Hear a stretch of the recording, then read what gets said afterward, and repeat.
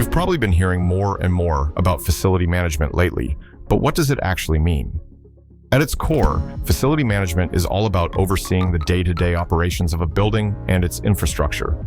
It plays a key role in keeping things running smoothly, extending the life of assets, and ensuring spaces are safe, efficient, and fully functional. At the center of it all is the facility manager, the go-to person responsible for site maintenance, technical systems, networks, and overall asset management.